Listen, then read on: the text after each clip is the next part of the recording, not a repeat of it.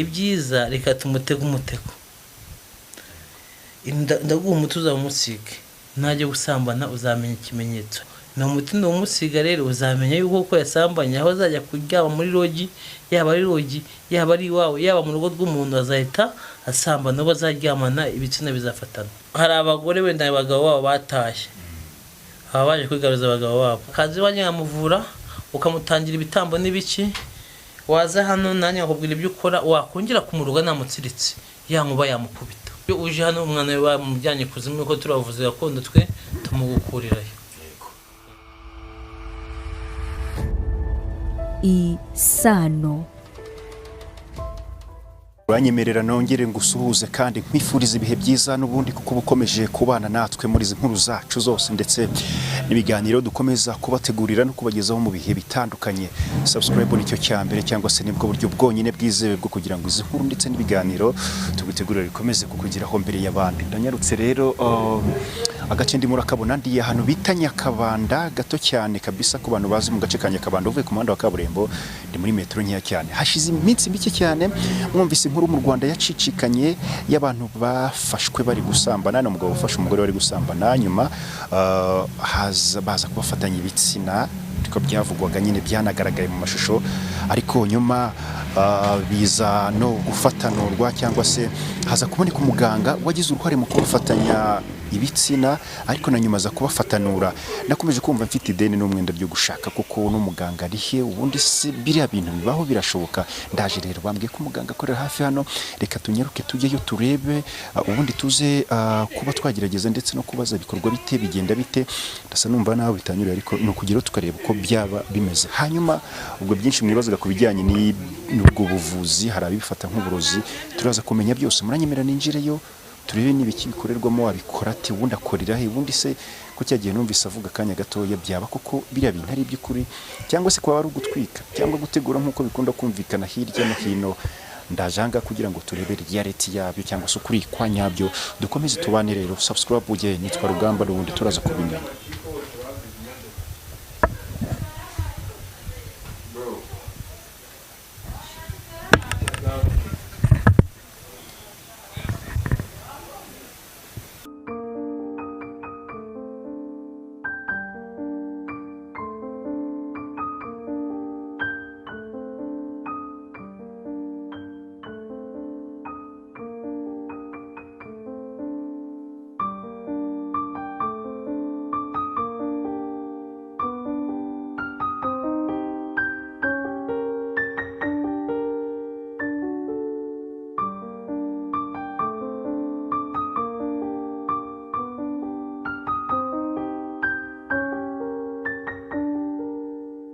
Hanyuma rero icyumba nyinjiyemo nk'ukabyaramwe, nubwo ambanze nsaba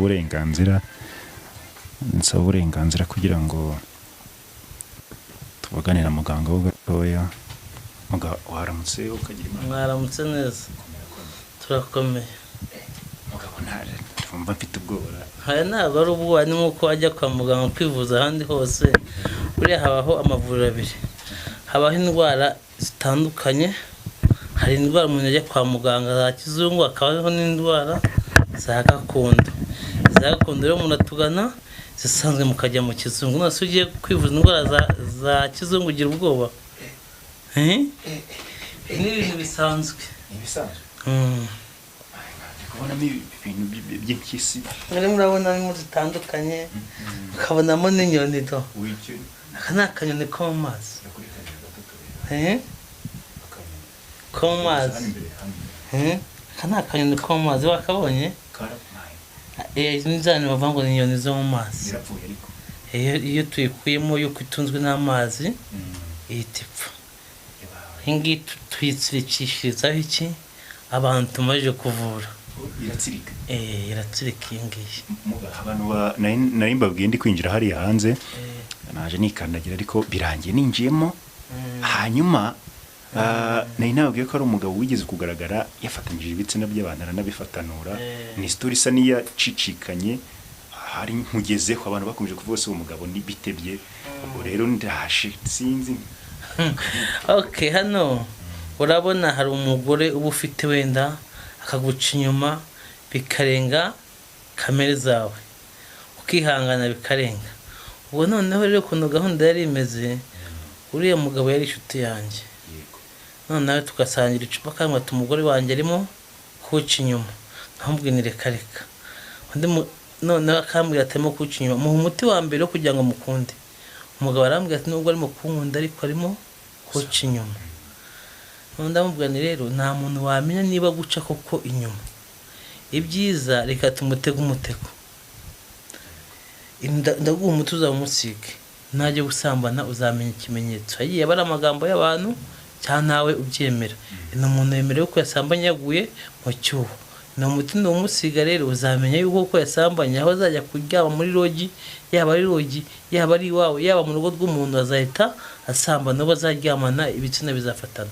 Nimara gufatana nta wundi muti bazaguhamagara, niwe wemeye gushyira urufunguzo rwa nyuma. Nibaguhamagara nawe uzahamagara nze mu wundi muti tubamatanurishe. Niho gahunda yagenze. Ngenda Twizeyimana Vincent, ariko abantu bazi ku izina rya Mustafa.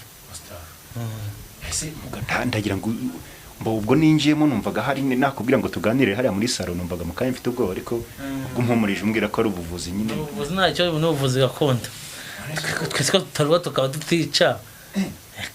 None se niba ufatanya ibitsina by'abantu, uba ushatse ntiwambwira ati mu kanya nuvuga bikunanira?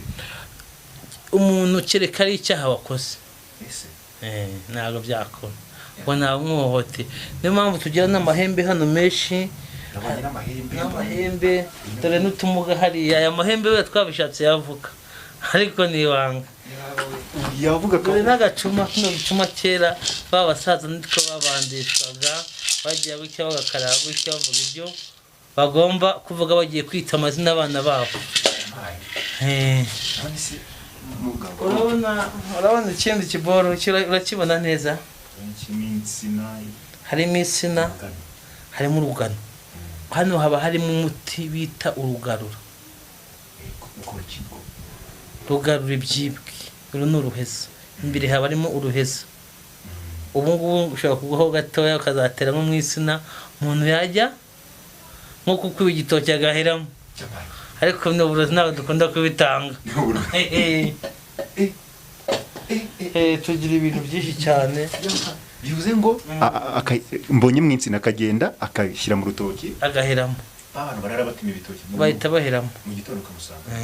N'umuti twakoresheje twawukuye muri kino kintu, uriya ufatanyisha umugore yaguciye inyuma, nawe dukoresha mu rutoki, ariko bari ubwoko bumwe.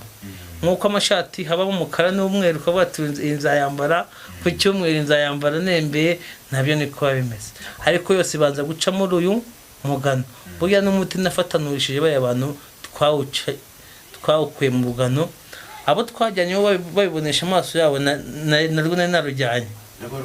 Nari nifite n'aya mayogi, buno yakora gashya, wayahamagarira ugakora icyo ushaka. Aya mayogi niyo iyo bagiye kukwimika ubuvuzi gakondo niyo bakuvugiriza.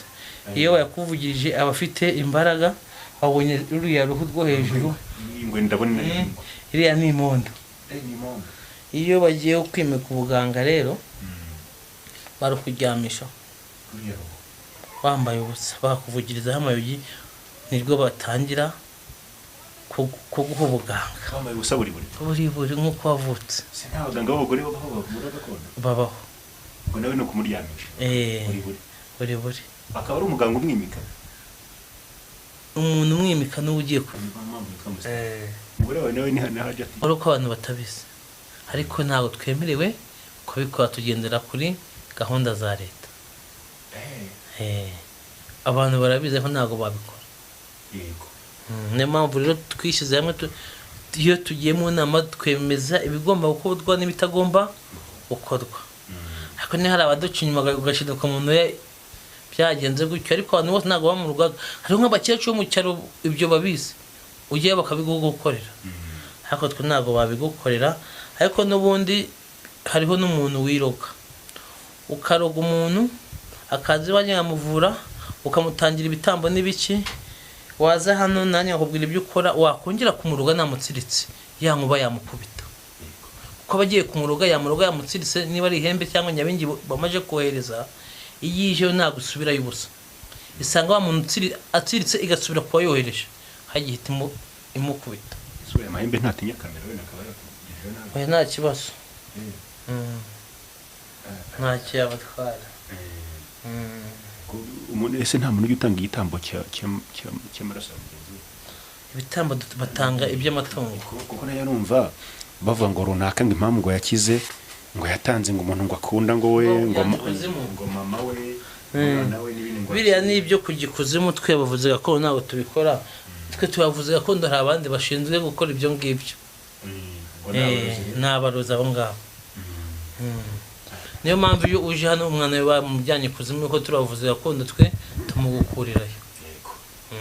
Niba baragutangiyeho igitambo nanjye ngutangira igitambo nkoresheje imiti cyangwa akoresha nk'ihene, akoresha inama cyangwa akoresha n'inka, ariko tukamukurayo, no kumukuraho bamushyize.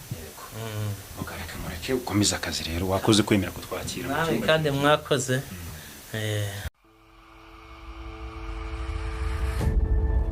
Isano.